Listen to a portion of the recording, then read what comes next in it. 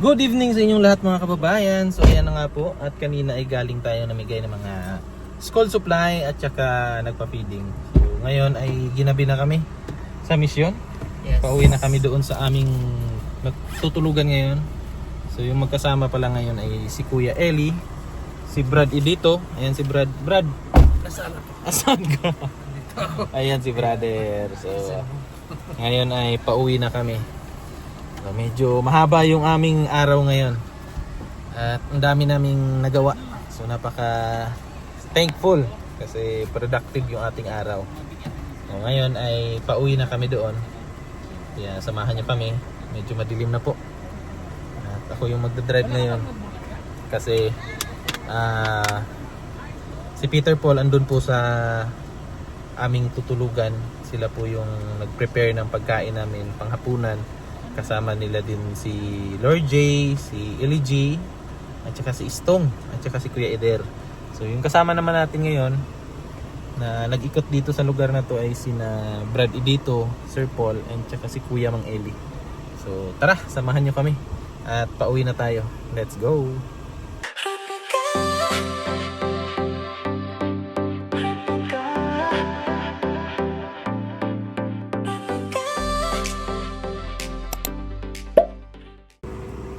Go! Let's go to Rabadabango. Brad, Brad. Grabe. Good Brad. Good Brad. Diha tapos ga Brad. Mas sinabi ka pa rin. Kasi tayo. Let's go. Brad.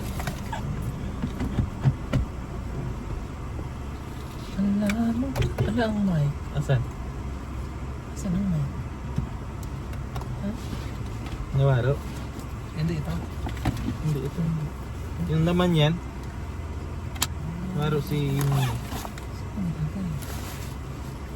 Pagkatama. yung si ando na day. Inatid mo na day eh. Asan ang mic? Inatid mo na si Mike. Ay, inatid mo na sa Turil Day. Si Mike. Pasyo nga ako eh.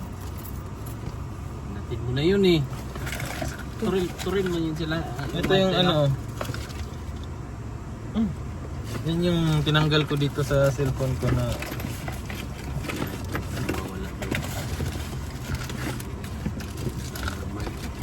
yung nahanap namin si Mike. Wala nga eh. Kasi si Mike ay umuwi na ng Turil. Bakit nawawala? Wala dyan day, sa bulsa mo day, wala. Baka nakakabit pa yun doon, Day. Hindi, kung nakakabit. Ay. Dalawa. Asa kaya yun day ba? Asa kayo Mike? Ha? Hindi nga. Asan pala yun? Pero nakuha mo na yun, Day? O dyan man, dito, baka dito day. Ito. Hindi siguro. Hindi ito siguro. Hindi to siguro.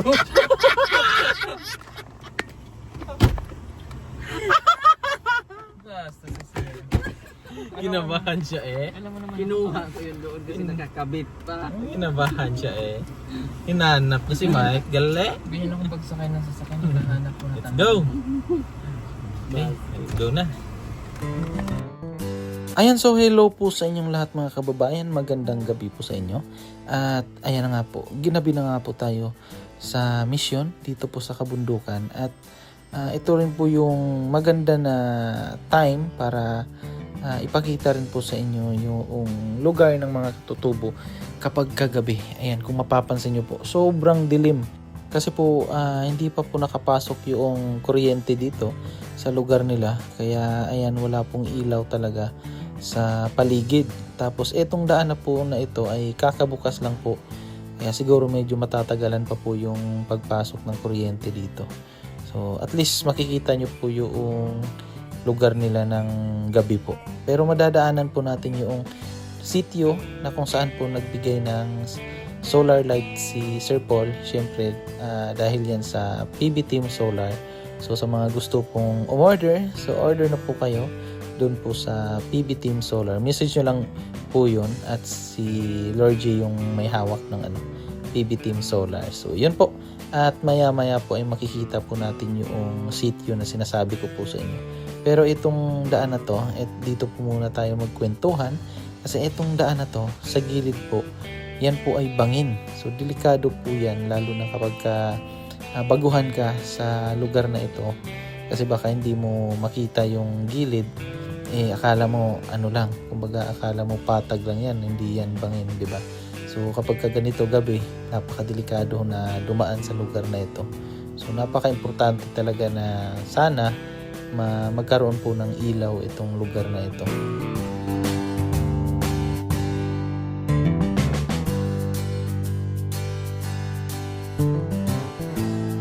O nga pala mga kababayan, share ko na lang din po sa inyo na nung una pong punta namin dito ay maya-maya po ay may pumupunta po sa kung saan po kami natutulog.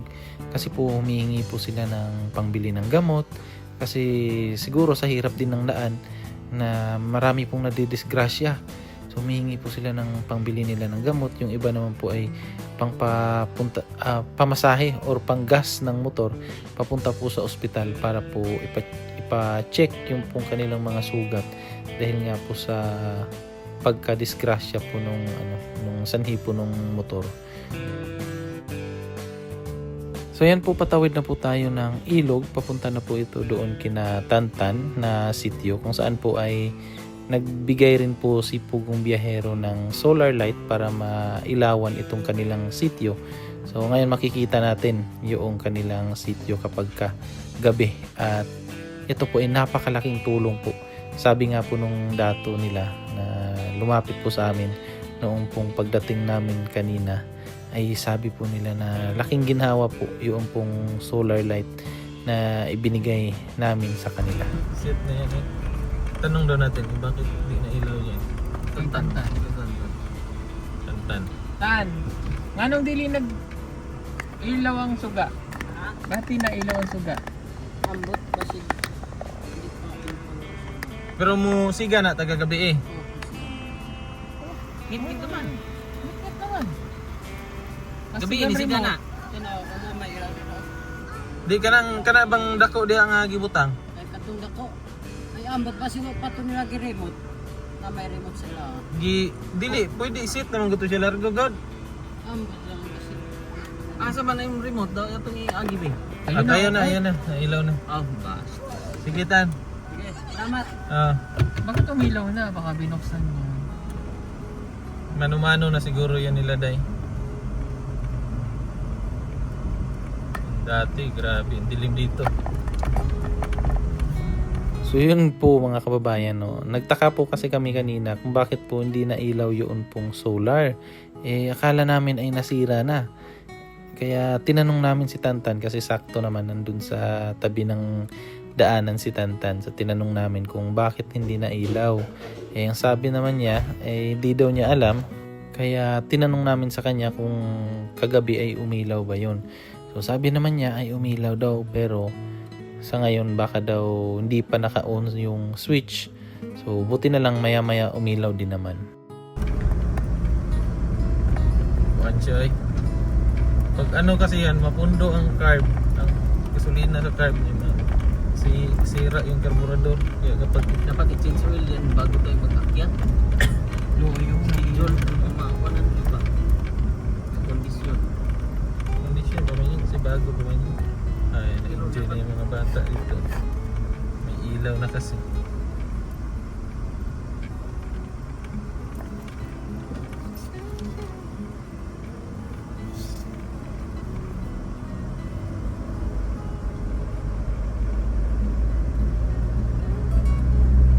At yan ang headlight mo. Hayag ba? Oh, you know? Pero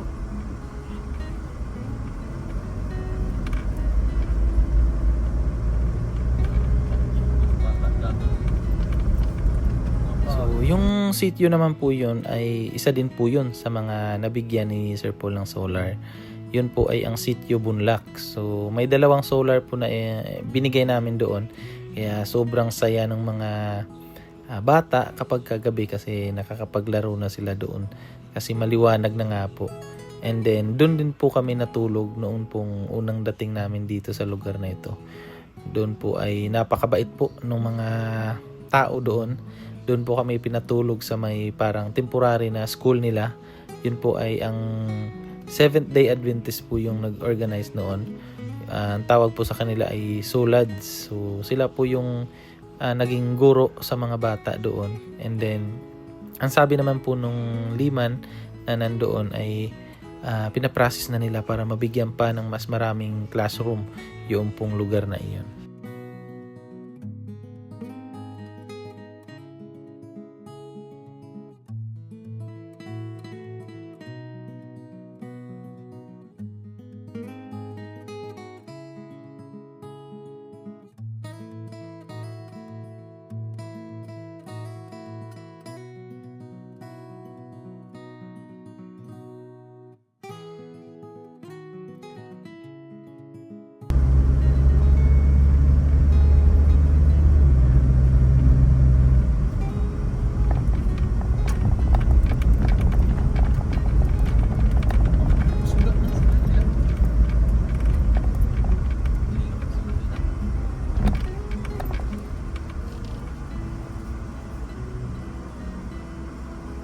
Paano silang isda oh?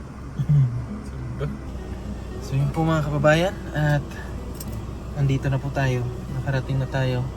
Safe naman po kaming nakarating dito sa aming tutulugan ngayon.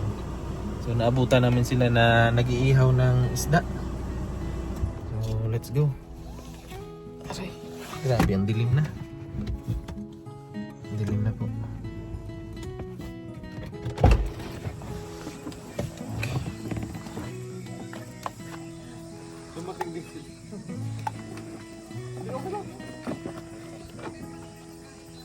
Susunod sana kayo? Oo, sundan sana namin kayo kasi siyempre nag-aalala kami para sa'yo. Thank you so much sa iyong pag-aalala. Your safety is our not priority. Ay, grabe ka. Ha? Thank you. Thank you pa din. Ihaw sila ng ano. Siyempre yung safety niyo yung priority natin. Bonfire sila ng isda.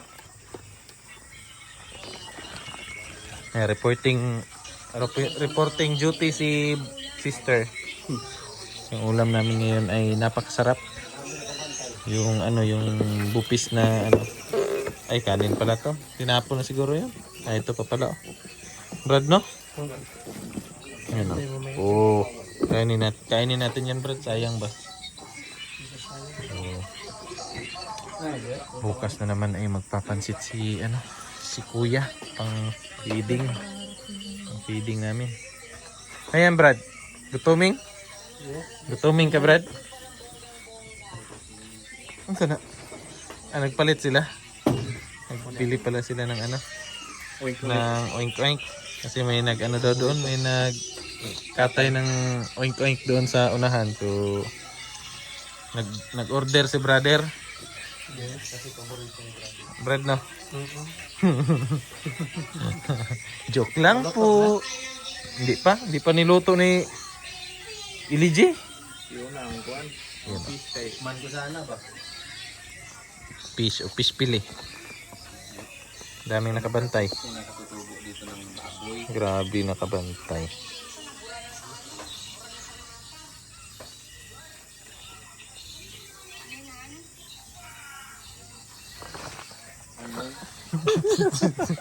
Aray ko. Aray mo. Taray ng nila, ihawan. Ganyan kagaling si Brother Istong. Si Istong nakagawa niyan? Hindi, si Istong ang nakaisip. Sige. Pero siya rin gumawa. Okay. Pwede na? Kasi yung isda kanina, nagreklamo. Oh, Saan ba nakalagay yung isda? doon sa sa cooler. Ano lang laman ng cooler? Ice, tubig. Nilamigan.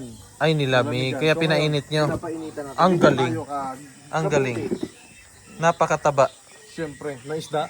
ng isda. Tsaka nung oink-oink na binili nyo. Kung hindi namin binili, kasama natin yon. Bastos. Ay, Hindi yun. hindi ba yung karne ba? Yung karne. Yung karne. Hindi yung naglalakad na dalawa lang yung paa. Hoy! Ay, sorry. Tatlo nga nakita ko. Uy, grabe. Ang laki. Gusto ko nang maligo, nangangatin ako. Tara, ligo tayo. Walang tubig. Kamaro. Wala. Bakit daw? Meron na daw. Tara. Meron na ba? Pahinga muna kayo.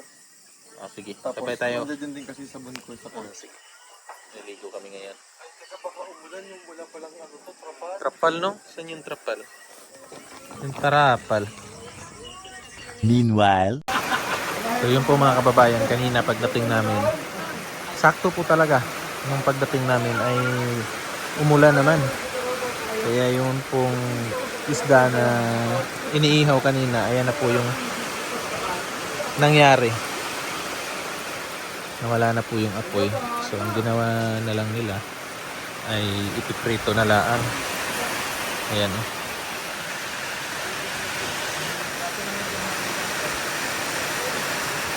So pinirito na lang po kasi sobrang lakas po ng ulan. Nung dating din namin kagabi dito, inulan din po kami. Kaya yung pinili ko na ay may kasama pang tulog. Kaya yung pinili kong lugar na paglagyan ko ng duyan ay doon sa itaas para hindi po tayo maano ng ulan. Ayan kasi pagka nahangin po kasi pag dito kami naglalagay ng ng duyan, babasa po. Mas maganda kapag ka nasa taas ka para hindi ka maabot ng ng ambon ng ulan. Hoy, asan? Ay, wow! Uy! Kulang. Hindi pa yan abot sa liig mo. Swimming na swimming Yung basang-basa na Sana all basa. So, yan. Kasi dito po na park. Ayan, dito na park. Hindi na po yan maabot nung kapag ka nahangin. Yung hangin po ay hindi na masyadong makapasok dito. Kasi pag dyan ka, ayan tingnan nyo po yung mga gamit namin dyan. Kagabi si kuya doon niya natutulog. Pero ngayon lipat siya dito kasi yung hangin. Mababasa rin siya. May kasamang ulan. Si Istong naman lumipat siya doon. Si Peter Paul, dyan yan siya kagabi. Ngayon dyan na naman. Change position sila. Pero tayo, dito lang. Steady lang tayo kasi safe tayo sa ulan. Yun nga lang kapag katanghali hindi ka makatulog kasi sobrang init din naman. Nalapit ka sa yero.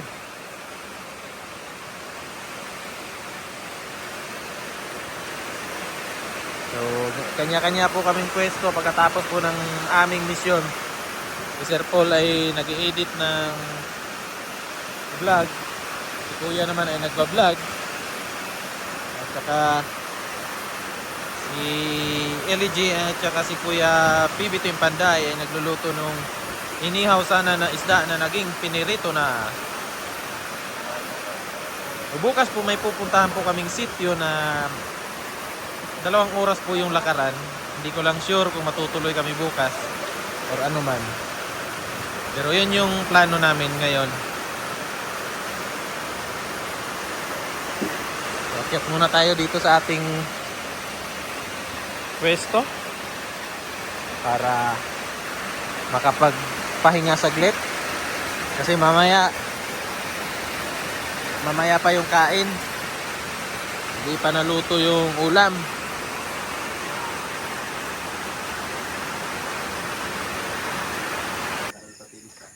Luto na yung ulam namin, yung pritong isda. Sir Paul, ay hanggang init day. Mag-init muna kami ng tubig ngayon. Maligo kami. Ligo kaya? Sige, ubanan lang ta ka. Maligo na lang kami kasi kasi para diretso na kami bukas. Sige, sasamahan ko na lang si sister ko kahit malamig. Sige na lang. Tara ya, ligo tayo. Ligo na lang ta. Sige na lang. Init maguguniha ba? Gani, day. Init kasi kanina day tapos makabasa ang ating lupa. Sige na lang. Amoy lupa. Itong Martin hindi ka Sige na lang kay. Ligo na lang kami. Yan, so tapos na po kaming maligo ni Kuya. At balik na ulit dito sa kampo. Para kain na ng hapunan. So naluto na po yung Yung pong isda. Ayan. Tapos may pork sila na pinili rin kanina. Niluto din po nila. Pinirito. So, nakapag handa na rin ng sausawan. Nakain na po kami ngayon. Tapos andyan sila dato. Bumisita dito.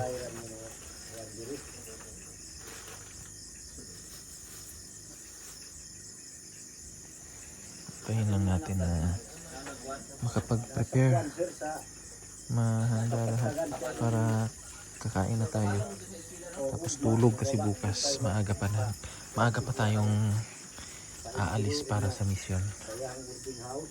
So, buti naman at huminto na yung ulan kasi kung hindi kawawa sila sa baba. Baha yun dyan kasi yung tubig umabot na dyan kanina. Kain na mga kapugi. Ayan ang ulam namin. Inihaw na naging prito. Kain para makapagpahinga na.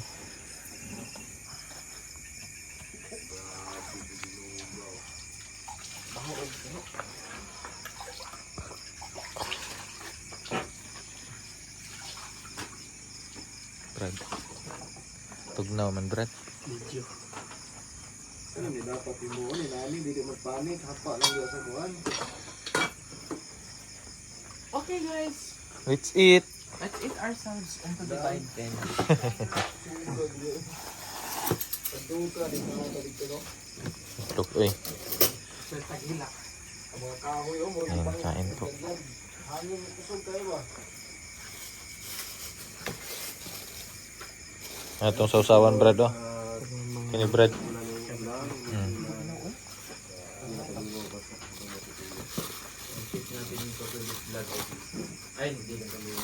Ayan, thank you, Chris. Kahoy ba urag yagian ng hangin kusog kayo. Pray ka dahil. Let's pray. Ama ng taas sa langit, Lord, thank you ng blessings sa nasa mga tubangan, Lord. Kinibagahatag sa Paskog sa panglawas, Lord, o panalangin ini sa adlaw-adlaw, Lord, hindi dili mi makulangan o sa among panginahanglanon, Lord. Kintanan, Lord, o salamatan sa ngalan gawam di among maluluwas. Amen. Amen. Kain. Thank you, wish you there. Thank you, Chris. Edero. Paborito natin ito. Inihaw na yung pinito. Inihaw na naging prito. Kain muna kami.